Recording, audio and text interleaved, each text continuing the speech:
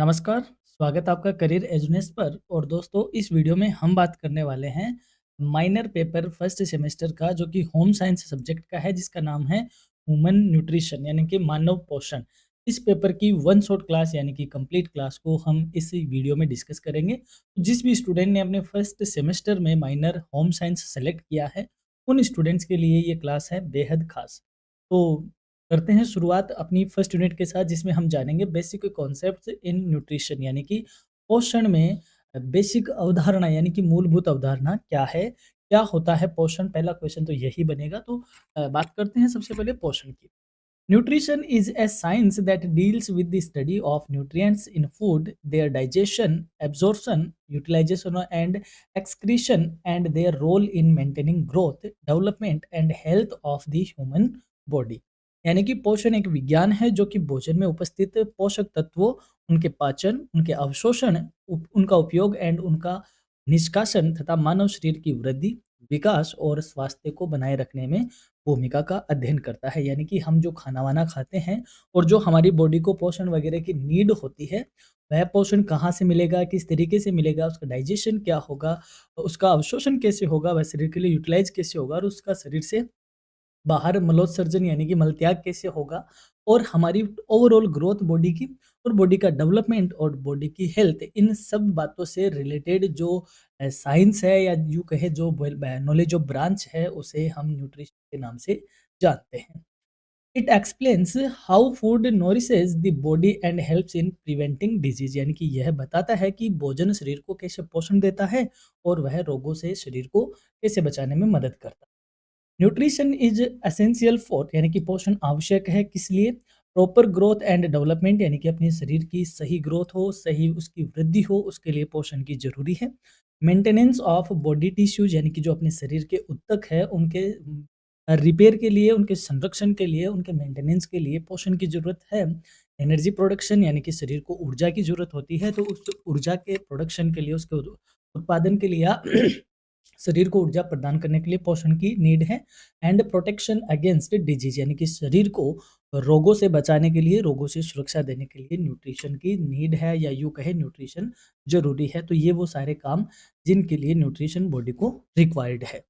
अब बताते हैं, आगे बढ़ते हैं। Basic terms used in nutrition, यानी कि न्यूट्रिशन में यूज की जाने वाली जो मूलभूत टर्म्स है वो कौन कौन सी है।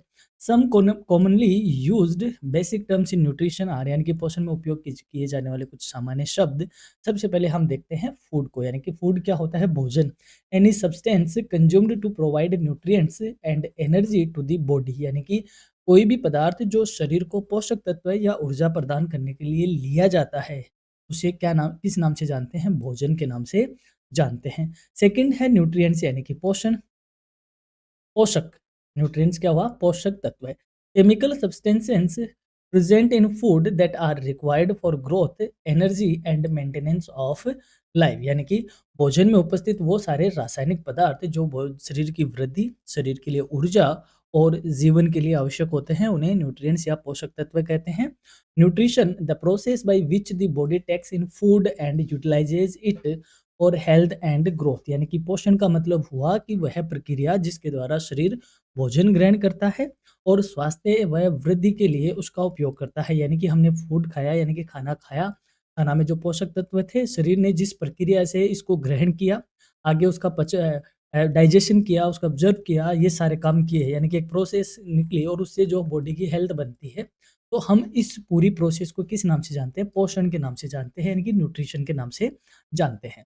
Diet the total amount of food consumed by an individual in a day, यानी कि डाइट का मतलब होता है आहार, एक व्यक्ति द्वारा एक दिन में लिया गया संपूर्ण भोजन क्या नाम से जानते हैं? उसे डाइट के नाम से कहते हैं। बैलेंस्ड डाइट, यानी कि वो जो आहार है, अपना जो डाइट है वह बैलेंस्ड हो, यानी कि उसमें हर तरीके का हमने न्यूट्रिएंट्स रखा है एक प्रॉपर एडिक्वेट अमाउंट में, तो उसे हम बैलेंस्ड डाइट या संतुलित आहार के नाम से जानते हैं। A diet that contains all nutrients in adequate amounts and proper proportion, यानी कि संतुलित आहार ऐसा आहार आहार है जिसमें सभी पोषक तत्व पर्याप्त मात्रा और सही अनुपात में होते हैं। फिर आता है मल न्यूट्रिशन, यानी कि कुपोषण। A condition resulting from deficiency, excess or imbalance of nutrients, यानी कि जब हमारे और शरीर में पोषक तत्वों की कमी हो जाती है या अधिकता हो जाती है या असंतुलन हो जाता है, उससे जो अवस्था उत्पन्न होती है शरीर की, उसे हम कुपोषण के नाम से जानते हैं, यानी कि मल न्यूट्रिशन उसको कहते हैं।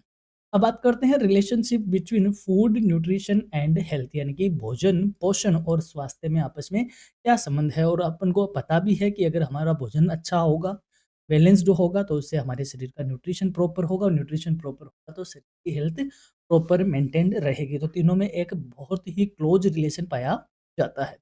Food, nutrition and health are closely interrelated, यानी कि भोजन, पोषण और स्वास्थ्य आपस में गहराई से जुड़े हुए हैं। Food provides nutrients. Nutrition refers to the utilization of these nutrients and health is the outcome of proper nutrition, यानी कि भोजन पोषक तत्व प्रदान करता है शरीर को। पोषण उन पोषक तत्वों के उपयोग को दर्शाता है और स्वास्थ्य सही पोषण के परिणाम का होता है। यानी कि हमें शरीर को न्यूट्रिएंट्स चाहिए तो वो हमें किससे मिलते हैं? फूड से मिलते हैं। फूड से हमने न्यूट्रिएंट्स ग्रहण किए और न्यूट्रिएंट्स से शरीर क्या बनाता है? न्यूट्रिशन करता है, यानी कि उनका यूटिलाइजेशन करता है। वह होता है न्यूट्रिशन और उस न्यूट्रिशन का रिजल्ट दिखता है हमारी हेल्थ के अकॉर्डिंग, या यूँ कहें उस न्यूट्रिशन के अकॉर्डिंग हमारी हेल्थ एज़ ए रिजल्ट के तौर पे शो होती है। तो तीनों में आपस में क्या है? एक बड़ा क्लोज रिलेशन है। Adequate food intake ensures sufficient nutrients, यानी कि पर्याप्त भोजन सेवन से पर्याप्त पोषक तत्व मिलते हैं। Proper nutrition helps in maintaining good health, और सही पोषण अच्छे स्वास्थ्य को मेंटेन रखता है। And poor food choices lead to malnutrition and disease, यानी कि गलत भोजन चयन से कुपोषण और रोग होते हैं। तो आपने देखा होगा, जैसे मान लो अभी हम जंक फूड वगैरह ज़्यादा खाते हैं तो अपन को ऐसा तो लगता है शरीर से कि चलो ठीक है, शरीर में एनर्जी वेनर्जी है और हम दिखने में मोटे भी दिखते हैं या फिर हेल्दी भी दिखते हैं, लेकिन क्या एक्चुअल में शरीर को पूरा न्यूट्रिशन प्रॉपर मिला है या न्यूट्रिएंट्स प्रॉपर मिले हैं? नहीं मिले हैं। वहीं अगर आप हरी पत्तेदार सब्जियाँ खाते हो, मौसमी चीज़ें खाते हो, तो शरीर को एक प्रॉपर क्या मिलता है? न्यूट्रिशन शरीर का होता है। तो सही अगर हमारी फूड चॉइस होती है तो हमारे शरीर के जो न्यूट्रिशन है वो बैलेंस में रहते हैं और शरीर का जो हेल्थ है वह मेंटेन रहता है। Thus good nutrition acts as a bridge between food and good health, यानी कि इस प्रकार अच्छा पोषण भोजन और अच्छे स्वास्थ्य के बीच एक पुल का काम करता है, एक सेतु का काम करता है। फंक्शंस ऑफ फूड, यानी कि भोजन के काम क्या है, क्या कार्य करता है भोजन शरीर में। Food performs three major functions in the human body, यानी कि भोजन मानव शरीर में तीन कार्य करता है प्रमुख रूप से। पहला है फिजियोलो फिजियोलॉजिकल, यानी कि शारीरिक कार्य। It provides energy for work and physical activities, यानी कि कार्य और शारीरिक गतिविधियों के लिए भोजन शरीर को ऊर्जा प्रदान करता है। It helps in growth and repair of body tissues, यानी कि भोजन शरीर की वृद्धि और शरीर की जो ऊतक है उनकी मरम्मत करने में मदद करता है। And it regulates body process like digestion and metabolism. इसके साथ ही भोजन पाचन और उपापचय जैसी शारीरिक क्रियाओं को भी कंट्रोल करता है या रेगुलेट करता है। फिर बात करते हैं दूसरी तरह का काम होता है साइकोलॉजिकल फंक्शंस, यानी कि मानसिक कार्य। It provides satisfaction and pleasure, भोजन हमें संतुष्टि और आनंद प्रदान करता है। It helps in relieving stress and improving mood, यानी कि ये हमारा हमारा तनाव कम करने में और मनोदशा को सुधारने में मदद करता है। And it influences food habits and preferences, यानी कि हमारी भोजन आदतों और पसंद को क्या करता है? प्रभावित करता है। यानी आपने कहा होगा या देखा होगा या सुना होगा या आपने अनुभव किया होगा कि कुछ ऐसी चीज़ें हैं जो आपको बहुत ज़्यादा पसंद है और कुछ ऐसी चीज़ें हैं जो आपको अच्छी नहीं लगती। तो ये क्या है कि ये साइकोलॉजिकल फंक्शन ही तो है उस भोजन का। कि एक भोजन आपने एक बार खाया और उसकी आपको ऐसे अच्छा लगा, तो ये एक आपका आपकी प्रेफ़रेंस को वह क्या करता है? इन्फ्लुएंस करता है, साथ में अपना स्ट्रेस कम करता है और हमें प्लेज़र फ़ील करवाता है। तीसरा काम है भोजन का सोशल फंक्शन, यानी कि सामाजिक कार्य क्या करता है? It helps in social interaction and cultural practices, यानी कि सामाजिक संपर्क और सांस्कृतिक परंपराओं में सहायता करता है। जैसे मान लो अभी तो मलमास चल रहा है, लेकिन थोड़े दिनों बाद वापस से हवा चालू हो जाएँगे और मेल-वेल चालू हो जाएगी, शादी-वादी के भोजन चालू हो जाएँगे। तो भोजन ही तो है जो सोशल कल्चरल प्रैक्टिस को क्या कर रहा है? मोटिवेट कर रहा है। यानी कि जो मेल है, प्रतिभोज है या बच्चा पैदा होता है, कोई भी आपका बर्थडे वगैरह होता है, तो जो भी आप क्या देते हो, दावत देते हो, आप डिनर खिलाते हो या यूँ कहें भोजन करवाते हो अपने यार को, अपने दोस्तों को, अपने मोहल्ले वालों को, अपने रिश्तेदारों को, तो ये हमारी कल्चरल प्रैक्टिस का क्या बन जाता है? पार्ट बनता है।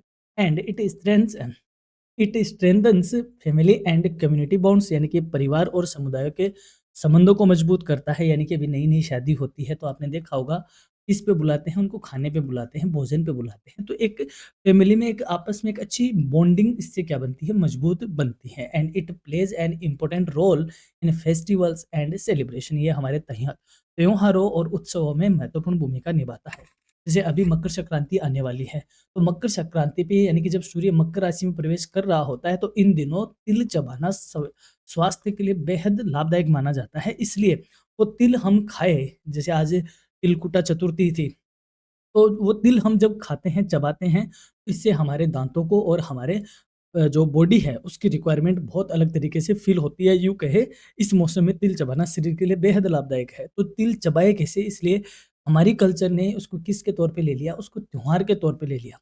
महीने में हर बार संक्रांति होती है क्योंकि सूर्य 12 राशि से ट्रांसफ़र होता है, लेकिन मकर संक्रांति का अपना विशेष महत्व है, तो इस पे तिल चबाना अपने शरीर के लिए लाभदायक है। तो ये तो तिल का भोजन है या तिल के लड्डू होते हैं, जो कुछ भी है तो वह अपनी एक अलग पहचान रखता है, या यूँ कहें वह खाया जाता है इस मौसम में। तो कहीं न कहीं जो भोजन है वो हमारे सोशल कार्यों में एक बहुत ही अच्छा रोल प्ले करता है। तो ये भोजन के कुछ 3 उपयोग हमने सॉरी काम देखे, जिसमें एक हमने physiological, psychological and social functions के देखे। अब बात करते हैं basic food groups and concept of balanced diet, यानी कि सामान्य जो फूड ग्रुप्स यानी खाद्य समूह कौन से हैं, या फिर बैलेंस डाइट की क्या अवधारणा है। Basic food groups classify foods based on the nutrients they provide, यानी कि मूल खाद्य समूह हैं, भोजन को उनके द्वारा प्रदान किए जाने वाले पोषक तत्वों के आधार पर वर्गीकृत करते हैं। कॉमन फूड ग्रुप्स इंक्लूड, यानी कि जो खाद्य प्रमुख है वो इस प्रकार है, जैसे सीरियल्स एंड ग्रेन्स यानी कि अनाज, पल्सेस एंड लेग्यूम्स यानी कि दालें, मिल्क एंड एनिमल प्रोडक्ट यानी कि दूध और पशु उत्पाद, फ्रूट्स एंड वेजिटेबल्स फल और सब्जियां, एंड फैट्स एंड शुगर्स यानी कि वसा और शर्कराज। वहीं बात करें हम संतुलित भोजन की या संतुलित आहार की, हालांकि संतुलित भोजन नहीं बोलकर संतुलित आहार बोलते हैं। आहार का मतलब हमने अभी जाना कि एक डे में टोटल कंज्यूम किया जाने वाला भोजन को क्या बोलते हैं, आहार बोलते हैं। A balanced diet is one that includes food from all basic food groups in proper proportions to meet the nutritional needs of an individual। यानी कि संतुलित आहार वह आहार है जिसमें सभी मूल खाद्य समूह से भोजन सही अनुपात में शामिल हो ताकि व्यक्ति की पोषण संबंधी आवश्यकताएं पूरी हो सके। It helps in maintaining health, preventing deficiency disease and improving overall wellbeing.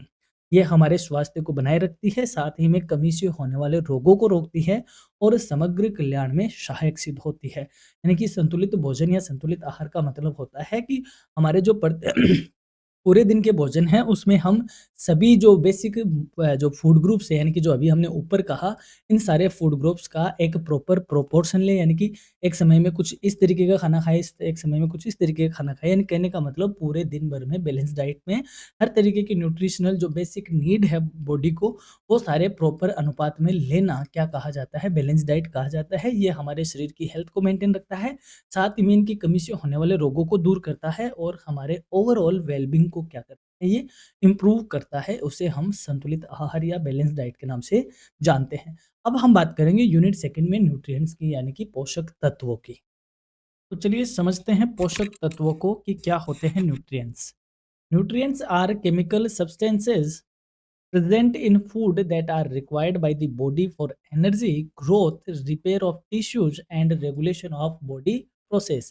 यानी कि पोषक तत्व भोजन में उपस्थित रासायनिक पदार्थ होते हैं जो कि शरीर को ऊर्जा, वृद्धि, ऊतकों की मरम्मत तथा शारीरिक क्रियाओं के नियमन के लिए आवश्यक होते हैं।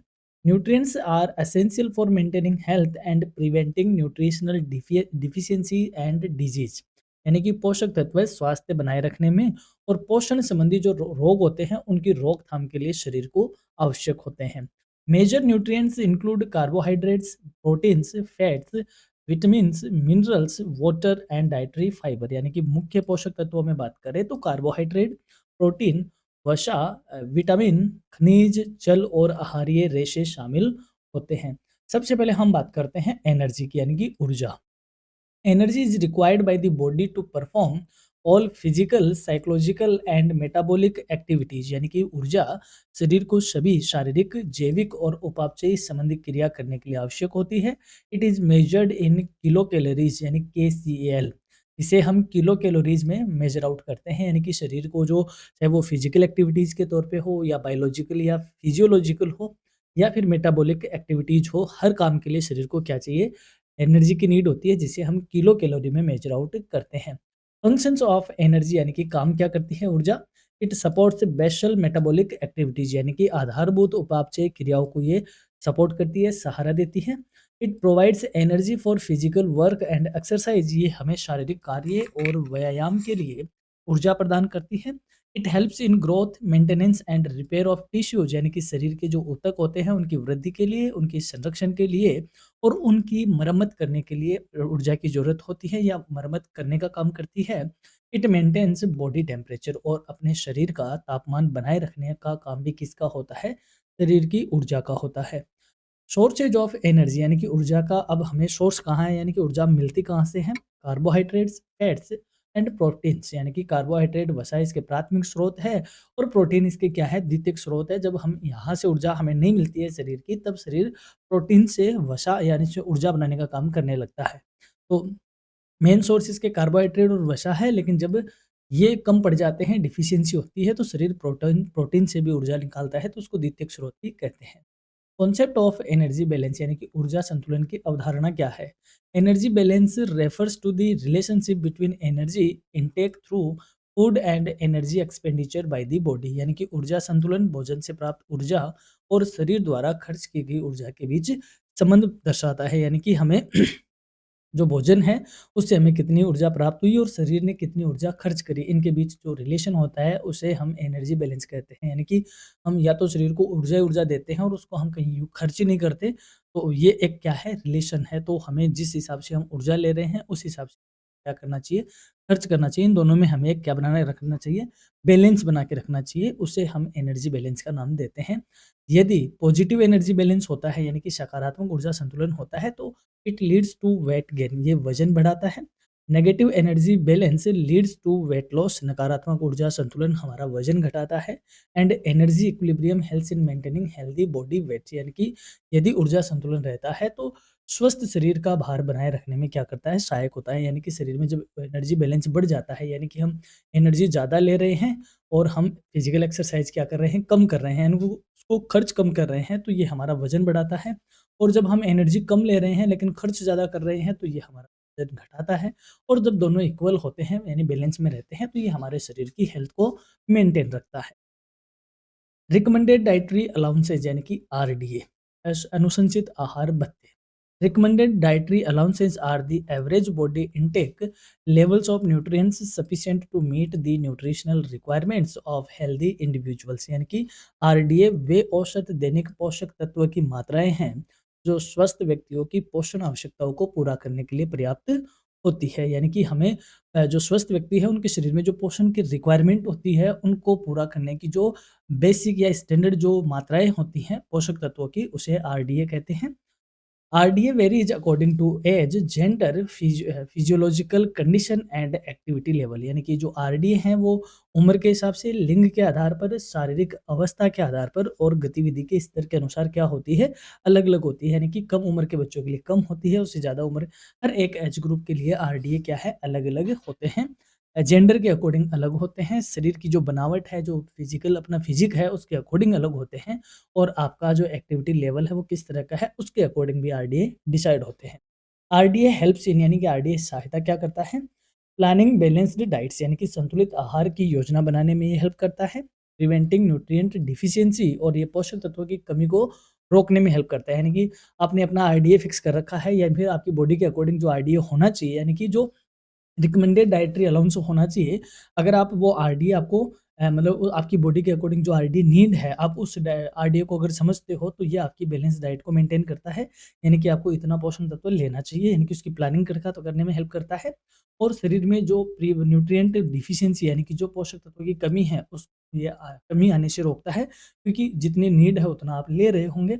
और प्रमोटिंग ऑप्टिमल हेल्थ, और ये उत्तम स्वास्थ्य को बढ़ाता है। यानी कि जब आपके शरीर में पोषक तत्व प्रॉपर है, डाइट बैलेंस्ड है, तो डेफ़िनेट सी बात है आपका हेल्थ है वो भी क्या होगा?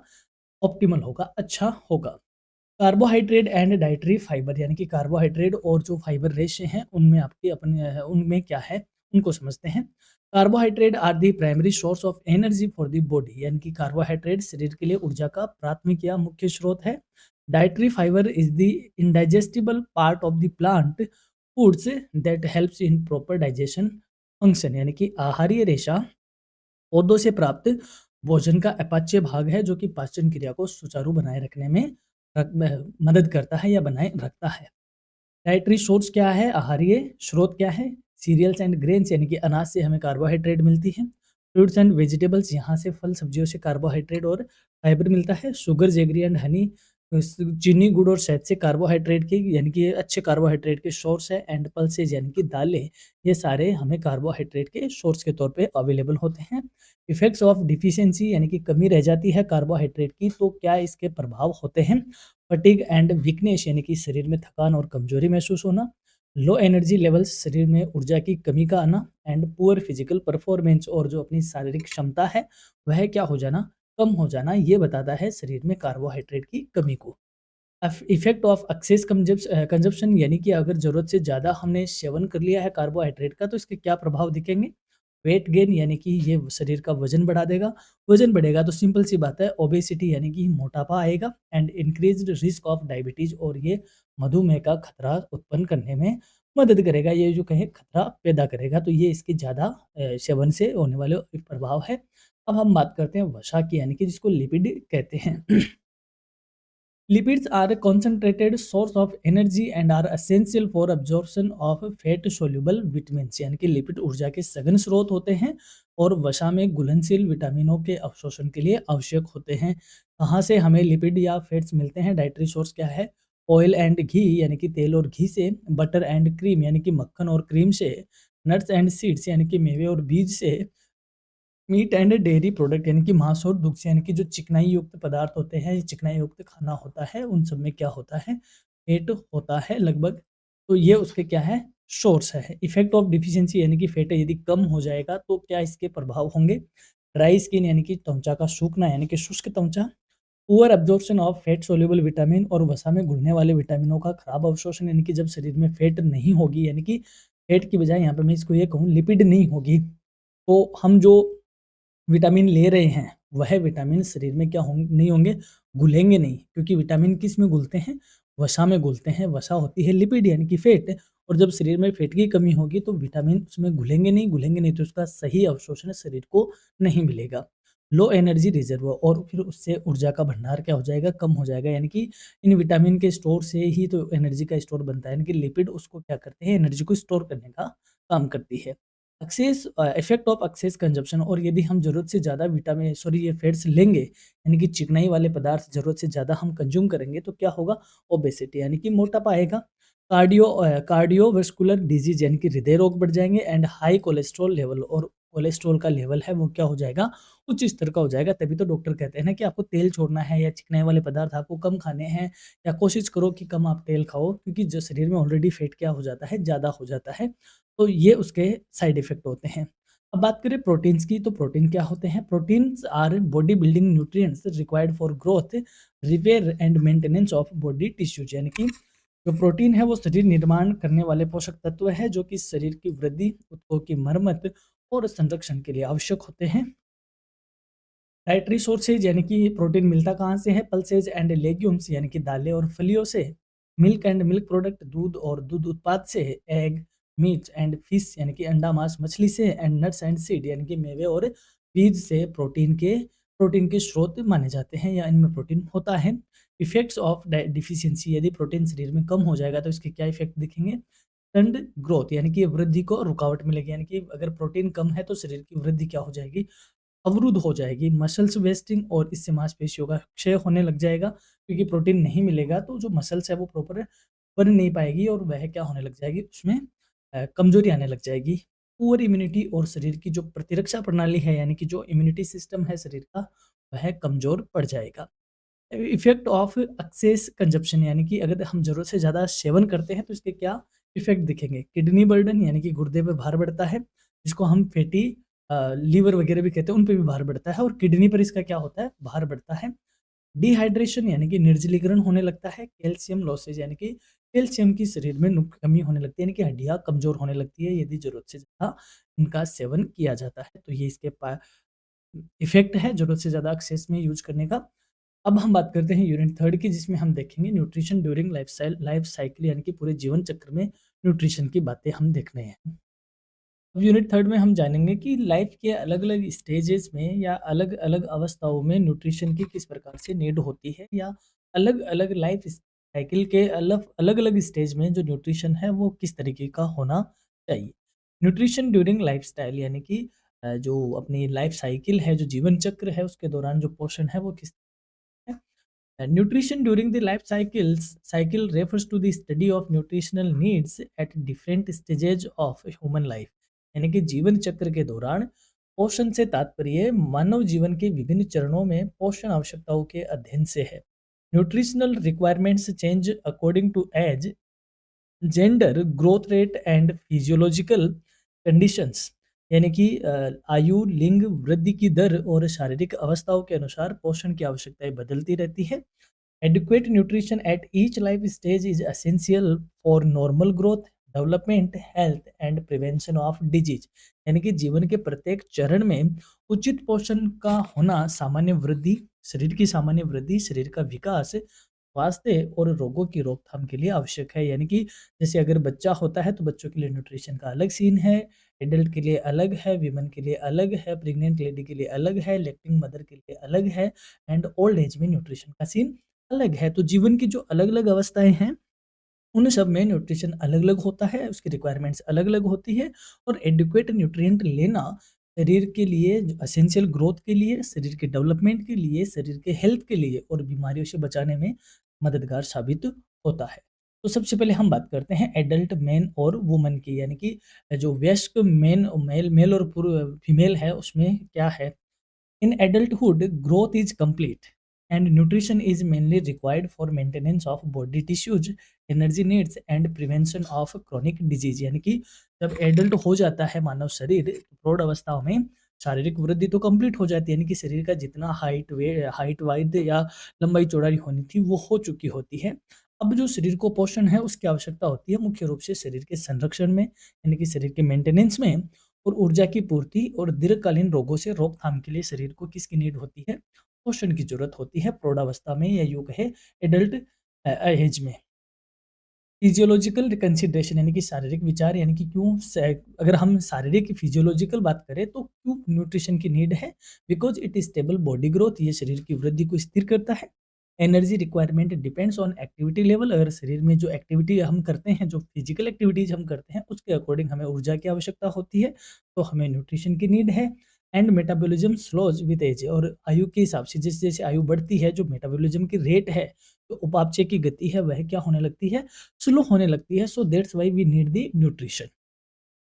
न्यूट्रिशनल कंसर्न, यानी कि पोषण संबंधी बातें क्या है, चिंताएं क्या है, क्यों जरूरी है ये। Balanced intake of carbohydrates, protein and fats, यानी कि ये कार्बोहाइड्रेट, प्रोटीन और वसा का संतुलित सेवन करना जरूरी है। Adequate intake of calcium and iron, यानी कि कैल्शियम और आयरन का पर्याप्त सेवन जरूरी है। And prevention of obesity and life style disease, यानी कि मोटापा और जीवन शैली के जो रोग है उनसे रोकथाम के लिए हमें एडल्ट एज में न्यूट्रिशनल की जरूरत पड़ती है। बात करें प्री स्कूल चिल्ड्रन, यानी कि ऐसा बच्चा जो 3 से 5 साल के आसपास का है, जो स्कूल अभी जाना सीख रहा है, उस बच्चे के लिए न्यूट्रिशन की कैसी नीड होती है। Preschool age is a critical period of rapid growth and development, यानी कि जो पूर्व विद्यालय बच्चा होता है उसकी जो आयु होती है वह आयु तीव्र वृद्धि और विकास का एक महत्वपूर्ण चरण होती है, यानी कि शरीर में फास्ट ग्रोथ इस आयु में देखने को मिलती है। Proper nutrition is essential for physical and mental development, और इस समय उचित पोषण शारीरिक और मानसिक विकास के लिए आवश्यक होता है। फिजियोलॉजिकल कंडीशन, यानी कि शरीर के विकास के लिए इस एज में न्यूट्रिशन क्यों आवश्यक है। Because rapid growth and high energy needs, यानी कि शरीर को इस समय तीव्र वृद्धि कर रहा होता है और अधिक ऊर्जा की जरूरत होती है, दैट्स वाई उसको न्यूट्रिशन की नीड है। डेवलपिंग डाइजेस्टिव सिस्टम, यानी कि इस समय पाचन प्रणाली विकसित तो हो रही होती है शरीर की। And increased vulnerability to infections, यानी कि जो संक्रमण के प्रति संवेदनशीलता है वो ज़्यादा होती है, क्योंकि बॉडी में नए-नए इन्फेक्शंस एंटर हो रहे होते हैं, तो वो जो संवेदनशीलता है वो ज़्यादा होती है बॉडी की, दैट्स वाई बॉडी को इस एज में न्यूट्रिशन की नीड है। और न्यूट्रिशन की किस तरीके की नीड है? Because adequate energy and protein intake यानी कि पर्याप्त ऊर्जा और प्रोटीन का सेवन करना ज़रूरी है। सफिशिएंट विटामिन्स एंड मिनरल्स यानी कि विटामिन और खनिजों की पर्याप्त मात्रा लेना ज़रूरी है। प्रिवेंशन ऑफ मल न्यूट्रिशन जो कि कुपोषण से उसकी रोकथाम करने में मददगार साबित होता है। बात करते हैं एडolescent की यानी कि चिल्ड्रन यानी कि एक किशोर अवस्था के बच्चे की, जिसमें आप हो यानी कि तकरीबन 10-11 साल से 18-19 साल का जो बच्चा होता है उसको किशोर अवस्था कहा जाता है। और इस समय बॉडी में सिर्फ जो फिजिकल चेंज ही नहीं थी बल्कि हार्मोनल चेंज होते हैं, तो इस टाइम पे बॉडी में अलग तरीके से न्यूट्रिशन की नीड होती है। Adolescence is a period of rapid physical, emotional and hormonal changes यानी कि किशोरावस्था शारीरिक, भावनात्मक और हार्मोनल परिवर्तनों का एक चरण होती है। Nutritional needs increase to support growth spurts यानी कि तीव्र वृद्धि के कारण पोषण की आवश्यकताएं भी बढ़ जाती है। शारीरिक विचार बात करें यानी कि फिजियोलॉजिकल कंसिडरेशन क्या है न्यूट्रिशन का इस एज में? Rapid increase in height and weight यानी कि ऊंचाई और वजन तेजी से चेंज होते हैं। हार्मोनल चेंजेज यानी इस समय हार्मोनल परिवर्तन हो रहे होते हैं, यानी कि जो मेल होता है यानी कि जो लड़का होता है उसमें दाढ़ी मूंछ का आना, आवाज़ में थोड़ा भारीपन आना, इस तरीके के चेंजेज़ होते हैं। वहीं फीमेल में अलग तरीके के चेंजेज़ होते हैं, उसकी बॉडी शेप में चेंजेज़ होते हैं और कई तरीके के हार्मोनल दोनों ही चेंज होते हैं। तो इस समय न्यूट्रिशन की नीड ज़्यादा होती है। इंक्रीज़्ड एपेटाइट यानी कि भूख में इस समय वृद्धि होती है। इसलिए न्यूट्रिशन की नीड है। और न्यूट्रिशनल संबंधित चिंताएँ क्या है? Because higher energy and protein requirements यानी शरीर को ऊर्जा और प्रोटीन की ज़्यादा ज़रूरत होती है।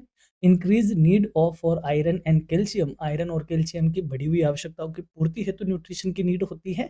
And prevention of anaemia and eating disorders, और जो एनीमिया और भोजन संबंधी विकार है उनकी रोकथाम करने के लिए न्यूट्रिशन की नीड होती है।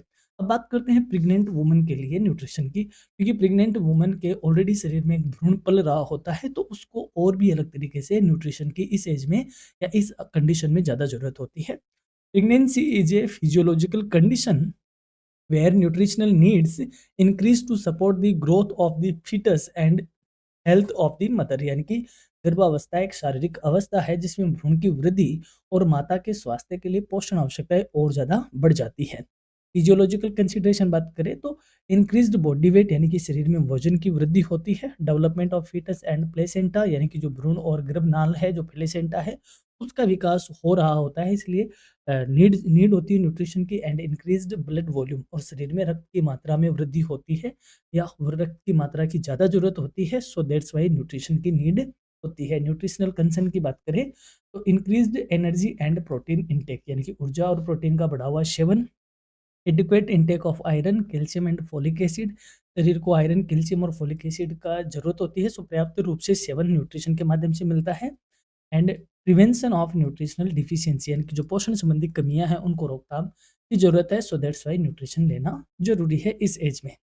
अब बात करें नर्सिंग वुमन एंड इन्फेंट, यानी कि जब बच्चा हो जाता है, लेक्टिंग हो जाती है यानी कि माता बन जाती है, या यूँ कहें माँ बच्चा हो जाता है, तब उस टाइम वुमन की और इन्फेंट की यानी कि शिशु की और उस महिला की इस तरीके से न्यूट्रिशन की नीड होती है।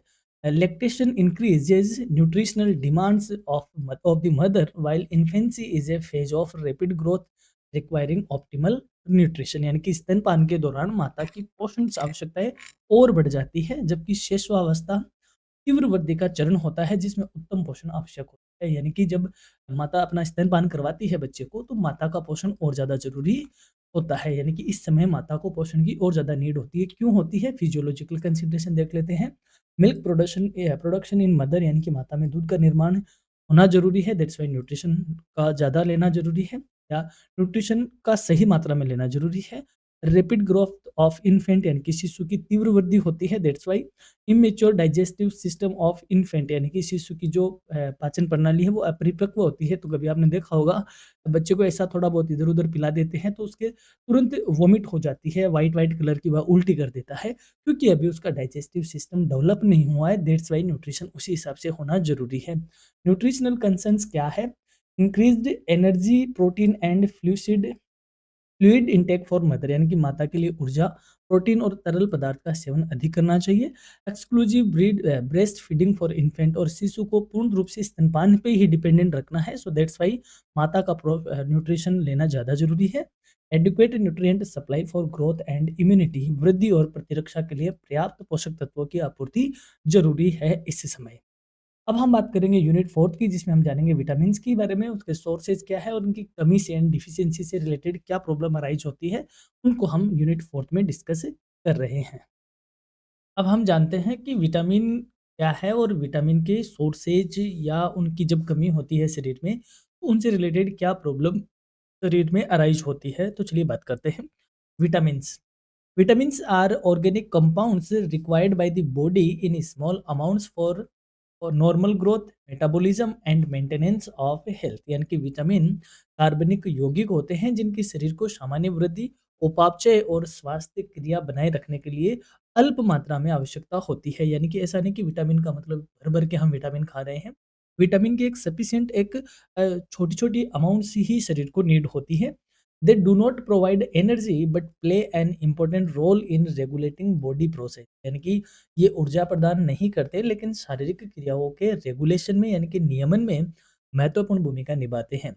Vitamins are classified into fat soluble vitamins and water soluble vitamins based on their solubility. यानी कि घुलनशीलता के आधार पर हम विटामिन को वसा में घुलने वाले विटामिन और जल में घुलने वाले विटामिन के रूप में वर्गीकृत वर्गीकृत कर सकते हैं। यानी कि विटामिन दो तरह के होते हैं।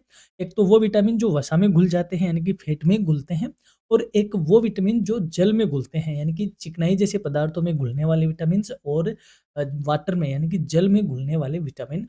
दो कैटेगराइज में इनको कैटेगराइज किया जाता है। तो सबसे पहले हम बात करते हैं फैट सोल्यूबल विटामिन यानी कि वसा में घुलनशील विटामिन सी। ये एग्जाम में आपके लिए इंपॉर्टेंट क्वेश्चन है कि विटामिन से आप क्या समझते हो और विटामिन की कैटेगरी को एक्सप्लेन करते हुए समझाओ। Fat soluble vitamins dissolve in fat and are stored in body tissues and liver. यानी कि वसा में घुलनशील विटामिन वसा में घुल जाते हैं और शरीर के ऊतकों या तथा यकृत में संग्रहित होते हैं। एक्सेस इनटेक में लीड टू टॉक्सिटी, यानी कि अगर इनका सेवन ज़्यादा हो जाता है तो ये विषाक्तता का कारण बन सकता है। Fat soluble vitamins include vitamin A, D, E and के। यानी कि वसा में घुलनशील विटामिनों में विटामिन ए, डी, ई और के शामिल है। ये इंपॉर्टेंट है। 2 नंबर के क्वेश्चन में आपसे पूछा जाएगा कि वसा में घुलने वाले या घुलनशील विटामिनों के नाम बताइए। तो ए, डी, ई, के, एडेक, यानी इसको आप ऐसे याद रख लो, एडेक। एडेक वो विटामिन है जो फैट में घुल जाते हैं। तो 2 नंबर वाले जो छोटे क्वेश्चन हैं वहाँ पर ये क्वेश्चन आपसे पूछा जा सकता है। तो हम सबसे पहले बात करते हैं विटामिन ए की। विटामिन ए के सोर्सेज क्या है, कहाँ से ये हमें मिल सकता है। ग्रीन लीफी वेजिटेबल्स यानी कि हरे पत्तेदार सब्जियों में विटामिन ए होता है। कैरेट्स एंड पंपकिन, गाजर और कद्दू में विटामिन ए होता है। Milk, butter and egg yolk यानी कि दूध, मक्खन और अंडे की जर्दी में विटामिन ए पाया जाता है।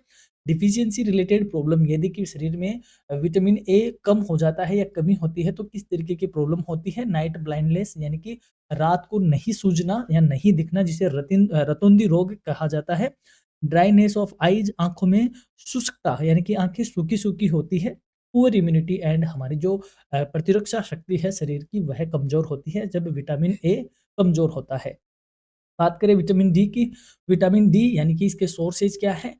सनलाइट एक्सपोजर यानी कि सूर्य का प्रकाश। अभी इन दिनों सर्दियों में आपसे कहा है, आपने कईयों से सुना होगा जो सर्दियों में धूप ले रहे होते हैं तो वो ये बोलते हैं डायरेक्ट विटामिन ए लेते हैं, विटामिन ए लेते हैं, जबकि वो गर्मियों में विटामिन डी लेते हैं ऐसा बोलते हैं। और गर्मियों में गायब हो जाती है नस्ल विटामिन डी लेने वाली, क्योंकि गर्मी में सनलाइट खूब होती है तो विटामिन डी डायरेक्ट मिल जाता है। तो सनलाइट एक्सपोजर यानी कि सूर्य के प्रकाश से विटामिन डी मिलता है। इस लिवर ऑयल यानी कि मछली के यकृत का तेल and milk and egg yolk यानी कि दूध और अंडे की जर्दी में विटामिन डी पाया जाता है। डिफिशियंसी रिलेटेड प्रॉब्लम्स, यदि कि अगर कमी हो जाती है तो क्या शरीर में नुकसान होता है या प्रॉब्लम होती है। रिकेट्स इन चिल्ड्रन यानी कि बच्चों में रिकेट्स रोग हो जाता है। ऑस्टियोमलेशिया इन एडल्ट्स यानी कि वयस्कों में ऑस्टियोमलेशिया बीमारी होती है। इसमें क्या हो जाती है, हड्डी में कमजोरी आना स्टार्ट हो जाती है, हड्डी में फ्रैक्चर्स होने स्टार्ट हो जाते हैं। यानी कि विटामिन डी, सीधी सी बात है, विटामिन डी हड्डियों से रिलेटेड होता है, यानी उसमें हड्डियाँ कमज़ोर पड़ जाती है। उस रोग को ऑस्टियोयोमलेशिया कहते हैं। एंड वीक बोन्स यानी कि कमजोर होने लगती है हड्डियां जब विटामिन डी कम हो जाता है शरीर में। बात करते हैं विटामिन ई की। विटामिन ई के सोर्सेज क्या है? वेजिटेबल ऑयल्स यानी कि वनस्पति तेल में विटामिन ई पाया जाता है। नट्स एंड सीड्स यानी कि मेवे और बीजों में विटामिन ई पाया जाता है। ग्रीन लीफी वेजिटेबल्स हरी पत्तेदार सब्जियों में भी विटामिन ए का ई का सोर्स होता है। डिफिशियंसी रिलेटेड इश्यू यानी कि जब कमी होती है शरीर में विटामिन ई की तो क्या समस्याएं पैदा होती हैं? मसल्स वीकनेस यानी कि मांसपेशियाँ कमज़ोर होने लगती है। नर्व डैमेज यानी कि तंत्रिका तंत्र कमज़ोर होने लगता है या डैमेज हो जाता है। पुअर रिप्रोडक्टिव हेल्थ और जो प्रजनन स्वास्थ्य है, उसमें भी इसका असर देखा जाता है। यानी कि जो प्रजनन है, जो रिप्रोडक्शन है, वह कमज़ोर पड़ जाता है। तो ये इसकी कमी है। और बात करते हैं विटामिन के की। विटामिन के जो सोर्स है वो ग्रीन लीफी वेजिटेबल्स यानी कि हरे पत्तेदार सब्जियाँ, कबेज एंड कॉलीफ्लावर यानी कि जो पत्ता गोभी और फूल गोभी है उनमें विटामिन के पाया जाता है। And synthesised by intestinal bacteria यानी कि जो आंतों के जीवाणु हैं उनके द्वारा शरीर में विटामिन के क्या किया जाता है? निर्माण किया जाता है। डिफिशियंसी क्या होता है? यानी कि जब शरीर में विटामिन के कम हो जाता है तो जब भी कोई घाव वगैरह होता है शरीर में, जो कट वगैरह लग जाता है, तो वहाँ पर ब्लड का जो थक्का है वह जमना क्या हो जाता है? कम हो जाता है। यानी कि वहाँ पे थक्का बनना कम हो जाता है। यानी कि जब अपने को कट वगैरह लगता है तो जो ब्लीडिंग होती है तो आपने देखा होगा ब्लीडिंग थोड़ी देर में गाढ़ा हो जाता है और वहाँ पर वह सूख कर उसको बंद कर देता है। ये सारा किसकी वजह से होता है? विटामिन के की वजह से होता है। तो जब डिफिशियंसी होती है तो पहला यही है डिलेड ब्लड क्लॉटिंग यानी कि रक्त में थक्का बनने में देरी होती है। एक्सेसिव ब्लीडिंग और जब थक्का नहीं बनता तो ब्लीडिंग क्या हो जाती है? ज़्यादा हो जाती है। तो विटामिन के ये रोग होते हैं। अब बात करेंगे हम वाटर सोल्यूबल विटामिन यानी कि ऐसे विटामिन जो जल में घुल जाते हैं, जल में घुलनशील vitamin. Water soluble vitamin dissolve in water and are not stored in the body यानी कि जल में घुलनशील विटामिन पानी में घुल जाते हैं और ये शरीर में स्टोर नहीं होते। यानी कि ये अपने यूरिन के थ्रू निकल जाते हैं शरीर से। और जो शरीर में स्टोर होते हैं वो कौन से होते हैं? फैट सोल्यूबल विटामिन स्टोर होते हैं। Excess amounts are excreted through urine so regular intake is necessary यानी कि इनकी अधिक मात्रा मूत्र के माध्यम से बाहर निकल जाती है, इसलिए इनका नियमित सेवन जरूरी होता है। These include B complex vitamin and vitamin C. और इनमें जो यानी कि जो जल में घुलनशील विटामिन है उनमें बी विटामिन के समूह है और विटामिन सी शामिल होता है। अब हम एक एक को समझ लेते हैं। सबसे पहले बात करते हैं थियामिन की, जिसको विटामिन बी वन कहा जाता है। सोर्सेज क्या है विटामिन बी वन का? होल ग्रेन्स यानी कि साबुत अनाज, पल्सेज यानी कि दालें एंड नट्स यानी कि मेवे, इनमें विटामिन बी पाया जाता है। और विटामिन बी वन अगर कम होता है तो शरीर में क्या हो जाता है? बेरी बेरी रोग हो जाता है। एंड वीकनेस एंड फटीग यानी कि थकान और कमजोरी शरीर में आने लगती है। बात करते हैं राइबोफ्लेविन यानी कि विटामिन बी टू के जो सोर्सेज है that is milk and milk products, green leaf vegetables and eggs यानी कि दूध और दूध के उत्पादन, हरी पत्तेदार सब्जियां और अंडे बी टू के क्या है? सोर्स हैं। डिफिशियंसी यानी कि जब बी टू कमजोर शरीर में कम हो जाता है तो क्या प्रॉब्लम अराइज होती है? Cracks at corners of mouth यानी कि मुंह के कोनों पर दरारें, यानी कि जो हमारे ये होट्स वगैरह है तो यहाँ कॉर्नर है, यहाँ पे दरारें आने लगती है, फटने लगते हैं। आई इरिटेशंस यानी कि आँखों में जलन रहने स्टार्ट हो जाती है जब शरीर में विटामिन बी टू कम होता है। बात करें विटामिन बी थ्री की, दैट इज नियासिन। नियासिन के सोर्सेज है whole grains, meat and fish and ground nuts यानी कि खुद अनाज, मांस मछली और मूंगफली में विटामिन बी थ्री पाया जाता है। डिफिशियंसी रिलेटेड प्रॉब्लम्स क्या होती है? प्लेग्रा यानी कि इसमें डर्मिटाइटिस, डायरिया और डेमेंशिया यानी कि ये जो रोग है यानी कि त्वचा से संबंधित, दस्त से संबंधित और मानसिक विकार, जिसको प्लेगरा कहते हैं, इनका एक ग्रुप होता है। एक तरीके से प्लेगरा इन सभी को रिलेटेड कहते हैं, यानी कि जो अपने त्वचा से संबंधित रोग है, डायरिया यानी कि दस्त से संबंधित है और डिमेंशिया यानी कि मानसिक विकार, ये विटामिन बी थ्री की वजह से ऐसा होता है। बात करें पायरिडॉक्सिन यानी कि विटामिन बी सिक्स, उसका सोर्स है सीरियल्स, पल्सेज एंड बनाना यानी कि अनाज, दालें और केला। और डिफिशियंसी रिलेटेड प्रॉब्लम की बात करें तो शरीर में बी सिक्स विटामिन कम होता है तो एनीमिया और नर्वस डिसऑर्डर हो जाता है, यानी कि तंत्रिका का विकार। और एनीमिया, एनीमिया का मतलब होता है शरीर में रेड जो हीमोग्लोबिन है यानी हीमोग्लोबिन है उसका लेवल क्या होना, कम हो जाना, एनीमिया कहा जाता है। अब बात करें विटामिन बी नाइन की, जिसको फोलेट कहा जाता है। सोर्सेज क्या है? Green leafy vegetables, pulses and citrus fruits यानी कि हरी पत्तेदार सब्जियां, दालें और खट्टे फल विटामिन बी नाइन के सोर्स होते हैं। डिफिशियंसी रिलेटेड प्रॉब्लम की बात करें, जब विटामिन बी नाइन कम होता है तो ये मेगलाब्लास्टिक ब्लास्टिक एनीमिया। मेगालोब्लास्टिक एनीमिया का मतलब होता है जब शरीर में जो रेड ब्लड सेल्स है, उनकी साइज़ औसत से बड़ी हो जाती है, यानी कि रेड ब्लड सेल्स बड़े-बड़े होने लगते हैं, उसको मेगालोब्लास्टिक एनीमिया कहते हैं। एंड बर्थ डिफेक्ट्स और जन्मजात दोष इसमें अराइज़ होते हैं जब विटामिन बी9 कम हो जाता है। बात करें विटामिन बी12 की, बी12 के जो सोर्सेज़ है that is milk and milk products, eggs and meat, यानी कि दूध, दूध के उत्पाद, अंडे और मांस बी12 के सोर्सेज़ हैं। Deficiency related issues, pernicious anaemia और नर्व डैमेज। पर्नीशियस एनीमिया का मतलब होता है शरीर में थकान होना, कमजोरी होना, सांस लेने में दिक्कत होना, ये पर्नीशियस एनीमिया है जो कि विटामिन बी12 से की कमी की वजह से होता है और साथ ही में नर्व डैमेज हो जाता है। अब हम बात करते हैं विटामिन सी की। विटामिन सी का मतलब क्या होता है, जो खट्टा वगैरह होता है वो विटामिन सी है। इसके सोर्स क्या है, सिट्रस फ्रूट्स, आंवला और गवावा एंड ग्रीन वेजिटेबल्स, यानी कि खट्टे फल, आंवला और दूध, सॉरी आंवला और अमरूद, हरी सब्जियां, और इसके अलावा इसमें दही वगैरह भी विटामिन सी के क्या है, वो है सोर्सेज है।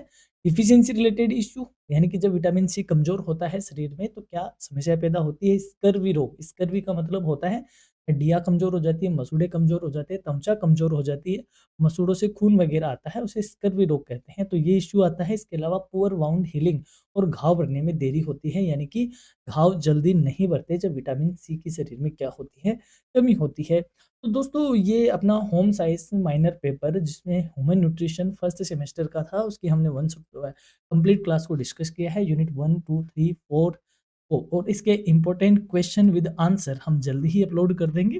तो आपको क्लास अच्छी लगती है तो आप ज़रूर लाइक करें और हमें कमेंट आप टाइमली बताएँ, और थोड़ा-सा पेशेंस रखिए क्योंकि आप भी टाइम टेबल आ गया तो आपको भी ऐसा लग रहा है कि क्लासेस जल्दी, हम समझते हैं आपकी प्रॉब्लम, बट थोड़ा-सा क्लास को तैयार करने में और उसको तैयार पीपीटी बनाने में, पीडीएफ बनाने में, मैटर लाने में थोड़ा-सा टाइम लगता है, बट हाँ, एग्ज़ाम से पहले हम आपको सारी क्लासेस प्रोवाइड करवा देंगे। तो keep watching and stay connected with your career readiness. अपने दोस्तों के साथ ज़रूर शेयर कीजिए, और चैनल पे नए हों तो ज़रूर सब्सक्राइब करें, और सारे प्लेटफ़ॉर्म फेसबुक, इंस्टा सब जगह आप हमें फ़ॉलो करें, हमसे जुड़िए। हमें अच्छा लगेगा, आपको भी अच्छा लगेगा। सो ये थी आज की अपनी क्लास। आई होप आपको समझ में आई होगी। हमारी ओर से आपको एग्ज़ाम के लिए बहुत-बहुत शुभकामनाएँ। All the best. Thank you.